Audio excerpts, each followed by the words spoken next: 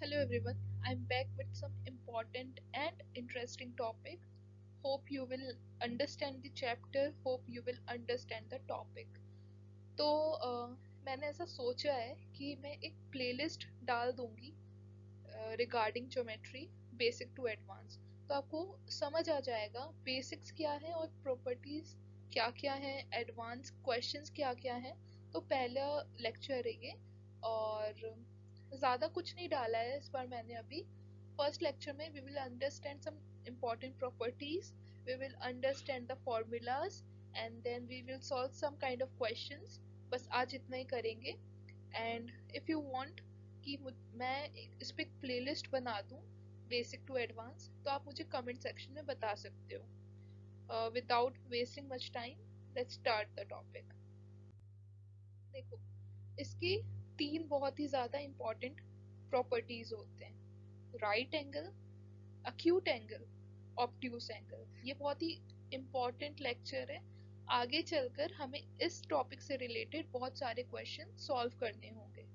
Right angle जो होता है वो 90 डिग्री का होता है, अक्यूट एंगल 90 से कम, ऑब्ट्यूस 90 180, जैसे 90 से ज्यादा और 180 से कम ऑब्ट्यूस एंगल होगा। ऑलराइट, इसमें ज्यादा कुछ नहीं है समझने को, बस ये तीन एंगल आपको रटे और याद होने चाहिए। अब देख के बता सको कि ये 90 डिग्री है और ये 90 डिग्री से कम है और 90 और 180 के बीच का है। ऑलराइट, चलो क्वेश्चन करते हैं। ज्यादा टफ क्वेश्चन तो नहीं है, बट हाँ, आपको इसके लिए बेसिक समझना होगा। ओके, एक सर्कल आप जानते होगे, एक सर्कल का जो पूरा डिग्री होता है ना, वो 360 का होता है। ऑलराइट, और इधर आप देख सकते हो बाइफोकेशन है।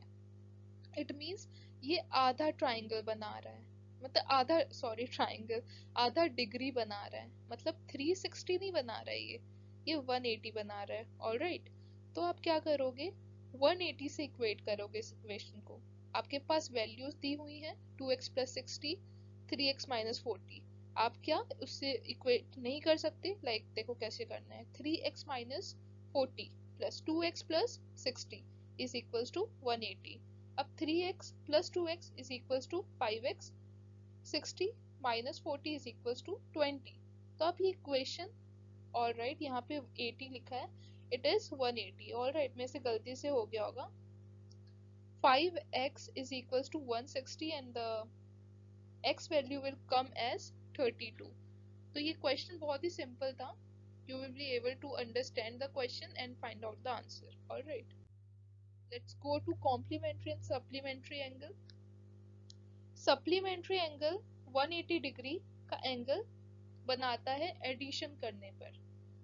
Just like that, wait a minute guys, I have a call। Alright, so we have to understand it first. The angle which is given 60 plus 30, if we add this, are we getting 90? Yes, we are getting 90. So it is complementary angle. Similarly, 120 plus 60, are we getting 180? Yes, we are getting. So it is supplementary. अगर इधर 130 और 50 का होता, we will get the 180, we will get 180, no? तो answer क्या होता, supplementary होता। चलो एक क्वेश्चन यहाँ पे आता है, how many degrees are there in an angle which is equal to 1/4 of its supplement. Supplement का हमें पता है ना, 180 डिग्री का करते हैं हम। अभी हमने पढ़ा कॉम्प्लीमेंट्री क्या था, 90, और एडिशन में आना चाहिए, सप्लीमेंट्री 180 एडिशन में आना चाहिए। तो हमें क्या बोल रहा है, x का वैल्यू फाइंड आउट करना है, 1/4 दिया है, अपने को 180 से माइनस करना है, बिकॉज हमें 180 के अंदर की वैल्यू निकालनी है। ऑलराइट, सो हम इक्वेट करेंगे तो 5x इज इक्वल्स टू 180 हमें आंसर आएगा, but we have to find out the x value. We will cut it and we will get 36। So simple सा क्वेश्चन था, आपने समझ लिया सप्लीमेंट में कैसे क्वेश्चन फाइंड आउट करने। अगर यहाँ कॉम्प्लीमेंट होता तो हम 180 की जगह 90 ले लेते। ओके, चलो वर्टिकली अपोजिट एंगल समझते हैं क्या होता है। कोई भी दो एंगल होता है ना, उसका दोनों जो वैल्यूज है वो सिमिलर होना चाहिए, सेम होना चाहिए। 35 35, 145 145, इस एंगल में आप देख सकते हो। इसका अपोजिट, एक नॉर्थ में है तो एक साउथ में है। 140 नॉर्थ में है, 145 साउथ में है। वैसे ही 35 वेस्ट में है, 35 ईस्ट में है। तो क्या आपको अपोजिट एंगल्स इक्वल दिख रहे हैं? तो यही होगा आंसर। ये ज्यादा कुछ समझने का नहीं था, ये एक सिंपल सा टॉपिक था। You have to keep this on mind. तो आपको क्या होगा ना, ज्योमेट्री के जब आप क्वेश्चंस करोगे तब ये हेल्प करेगा आपको अंडरस्टैंड करने में कि अच्छा ये आंसर भी हो सकता है। अगर यही क्वेश्चन होता और ओ का वैल्यू यहाँ पे आप BC ओ का वैल्यू निकालना होता तो आप कैसे निकालते? 145 से मिलर आंसर होता। ऑलराइट, अब देखो, ये जो एक फिगर आपको दिख रहा होगा वो 8 एंगल्स बना रहा है। कैसे समझते हैं? When a transversal intersects with two parallel lines, 8 angles are produced। अब देखो मैं दिखाती हूँ कैसे। एंगल XMQ एक एंगल बनाया, PMN एक एंगल बनाया, PXM एक एंगल बनाया। अब आप काउंट करोगे ना, एंगल NMQ एक एंगल बनाया, तो आप काउंट कर लो, वो 180 डिग्री का एंगल बनाएगा 4। सिमिलरली नीचे भी सेम एंगल्स बनेंगे। तो ये पूरा 8 एंगल प्रोड्यूस करता है। तो ये बहुत ही ज्यादा इम्पोर्टेंट कॉन्सेप्ट है। इसके थ्रू आंसर्स निकलते हैं, इसके थ्रू आंसर्स आप फाइंड आउट कर सकते हो इजीली। अब देखो, एक्सटीरियर एंगल्स की बात हो रही है, और जो भी एक्सटीरियर एंगल्स होते हैं ना, वो ट्रांसवर्सल होते हैं एंड 180 डिग्री के इक्वल होते हैं। कैसे? Let's understand. X M Q plus S N Y, ये जो एंगल है ना, एक्सटीरियर एंगल, वो 180 डिग्री के इक्वल है। ऑलराइट, अब X M P and R N Y, ये भी 180 डिग्री के इक्वल होंगे। ऑलराइट, चलो एक क्वेश्चन फिर से करते हैं। ये दूसरा क्वेश्चन है। Alright, and you are gonna kill it, क्योंकि आपको 180 डिग्री अच्छे से पता चल गया है।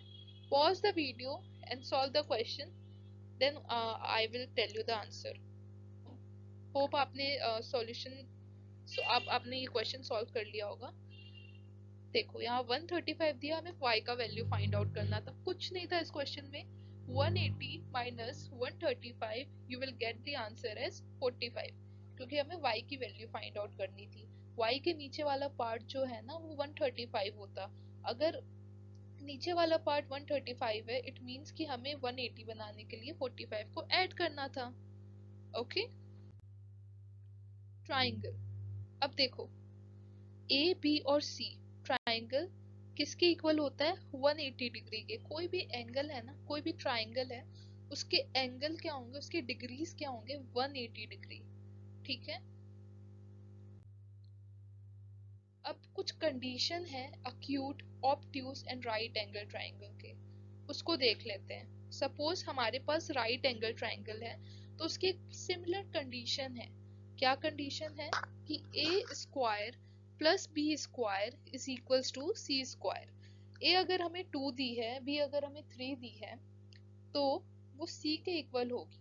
ऑलराइट, ए अगर हमें 2 दी है तो स्क्वायर करेंगे 4 आएगा, बी अगर हमें 3 दी है स्क्वायर करेंगे 9 आएगा। 9 एंड 4 का एडिशन 13 होगा। सिमिलरली हमें सी का वैल्यू कुछ ऐसा ऐड करना है जिससे हमें स्क्वायर करने पे 13 आए, तो कोई पॉइंट में आंसर आएगा। तो ये आंसर होगा। ठीक है, I have not solved any question, but एक एग्जाम्पल के थ्रू आपको समझाया। ओके, अब आते हैं अक्यूट एंगल ट्राइंगल में।